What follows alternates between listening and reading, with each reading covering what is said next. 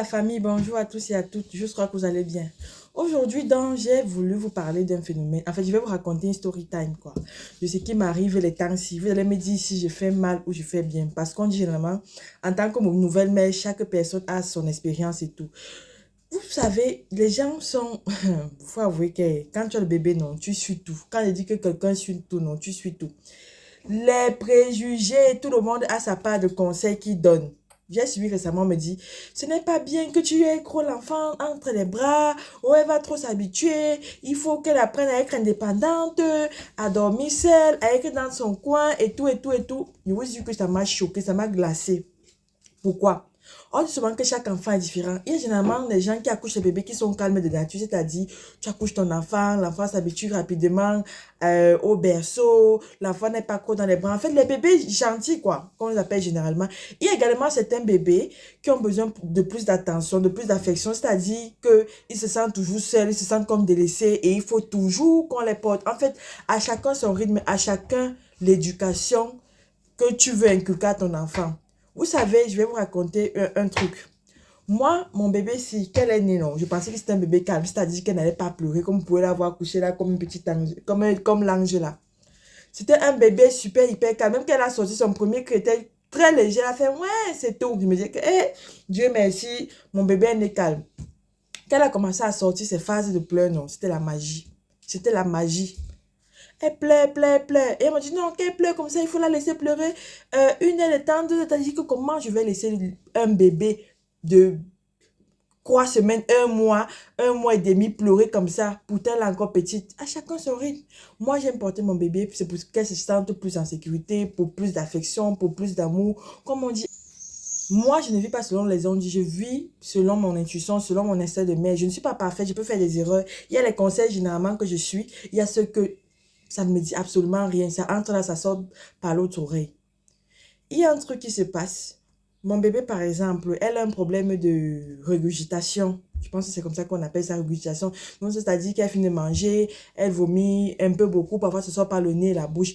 Vous me demandez donc de laisser un bébé comme ça, un bébé qui a ce problème de régurgitation-là, loin de moi, pour ne pas dormir avec moi, ou bien pour ne pas, que je ne vais pas la prendre à mes bras parce qu'on va dire que je suis en train de mal habituée. Je vais seulement mal habituer. Qu'elle régurgite comme ça, il faut être tellement prudent, il faut surveiller, c'est encore un enfant. Elle me dit non, il faut la laisser dormir dans son berceau, elle va dormir avec moi, c'est ce que ce problème-là va s'arrêter. Les gens disent que non, mon sommeil est précieux et tout et tout. Si je l'ai porté dans mon ventre pendant 8 mois, une semaine, comme je dis souvent, mais 8 mois, une semaine qui sont couchés là, pourquoi je ne vais pas continuer à surveiller le petit bout de temps-ci? 1 ou 2 ou 3 mois où elle sera avec moi, je vais la garder et tout, pour bien veiller à ce qu'elle va bien, qu'elle respire bien et tout, pour dire que non, il faut suivre forcément la bouche des gens. J'ai suivi la bouche des gens sur quelque chose, le problème de régurgitation que je vous dis ici.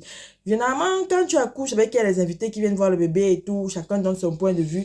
Une heure après le bébé, comme ça, elle a pris la petite tant qu'elle donne le biberon. Elle me dit, mais le biberon s'il sort trop doucement, hein, le biberon s'il coule trop doucement. Ça fait qu'elle fait trop d'efforts, elle suce beaucoup, beaucoup, beaucoup. Après, je dis que non, c'est normal. Elle a 3 semaines. Des bébés de 3 semaines, même sont encore vraiment bébé. On connaît comment ça coule. Et j'ai acheté les biberons de la marque Philippe Avan. Ça coule vraiment petit, petit. En fait, c'est comme le sein. Vous savez que le sein, c'est quelque chose de spécial, exceptionnel que Dieu a créé. Le bébé suce en fonction de sa force. Donc, elle suce la pression qui sort, elle sait qu'elle peut gérer. Pareil pour les biberons là. Elle m'a dit non, il faut percer les biberons et tout. Moi aussi, bête de mon état, je suis partie percer les biberons. J'ai mis les crocs. Elle est dans les crocs, j'ai pris les guilles, j'ai percé tout ça là. J'ai percé vraiment légèrement. Mais je constate que quand mon enfant commence à boire, elle suce, elle suce. Ça sort tellement vite. Généralement, quand elle suce le sang, ça ne sort pas un peu de partout. Ça sort vite, quoi. J'ai d'abord dit que non, je vais observer l'affaire ici. Ça sort comme ça, dit que ok. Elle finit de boire comme ça, là. Quelque temps, après même pas 2 secondes, elle commence à vomir. Ça sort par le nez, beaucoup. Ça sort par la bouche. J'ai dit que, hé, l'affaire ici. Je tape sur le nez directement. Mais non, c'est normal, le bébé doit vomir et tout et tout. Mais vous connaissez qu'il y a, il y a les vomis et vomis. Le bébé doit vomir, mais c'est que juste un peu, comme ça sort légèrement là. Et puis bon, on dit que, ok, le bébé a vomi. Mais pas que le bébé vomit déjà jusqu'à ce que tu sens que ça arrive même au cerveau là. C'est passé. Je suis encore partie acheter un autre biberon. J'allais chez le pharmacien. Il me dit, je veux le biberon des nouveaux-nés et tout et tout. Il me dit que non, c'est un bon biberon. Mon enfant va utiliser ça jusqu'à 3 mois. J'ai acheté. J'ai encore vu que ça faisait pareil. J'ai gardé. J'ai encore acheté un autre. Juste à ce que je suis partie, j'ai encore acheté les tétines du premier biberon là parce que ça sortait tellement bien. Et comme j'avais encore le biberon, j'ai changé les tétines. Je me suis mise à faire les dépenses inutiles, mais ça a valu la peine. Vous savez, quand on a l'enfant, non, parfois l'argent, on ne regrette pas. On ne regrette pas. J'ai acheté 3 ou 4 biberons, non. Et c'est pas petit, c'est pas petit. Près les biberons de 10 euros, 15 euros. Je prenais vraiment des biberons de qualité. Mais après, je suis revenue aux anciens biberons, à l'ancien biberon avec ces tétines qu'il fallait, les anciens biberons. Et maintenant, mon bébé est hyper à l'aise, elle suce bien. Et on a même changé sa gamme de lait. Vous savez, les bébés avec les problèmes de anti-régurgitation, des régurgitations là, il faut leur donner le lait anti-régurgitation, c'est-à-dire le lait qui pèse un peu plus là. Je sais pas comment expliquer, c'est comme la bouillie, c'est pas l'eau comme le lait qu'on boit. Elle est à l'aise, elle aime plus ça. C'est vrai que c'est plus cher, mais ça vaut la peine. Quand on accouche l'enfant, non, on ne regarde pas le prix. L'essentiel est que l'enfant est à l'aise. Parce que quand ton enfant ne va pas bien, non, je vous assure que même dormir dans la nuit, tu ne peux pas. Tu ne peux pas. Parce que tu as dit que Seigneur, donne-moi la maladie, donne-moi tout ce qu'elle ressent là.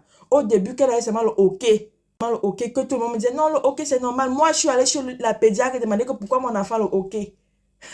La pédiatre me voit et me dit, mon frère, tu fais quoi ici avec un bébé? Que mon enfant le OK me dit, c'est normal, mais tu n'as pas dit que c'est normal. Et que non, je voulais que toi, tu me confirmes parce que vous êtes les spécialistes. Et que même le OK de mon enfant, je ne supporte pas. Pour dire que, hé, autre chose. Quand on est généralement mère, on suit son instinct, on suit ses intuitions. Il faut beaucoup observer le bébé.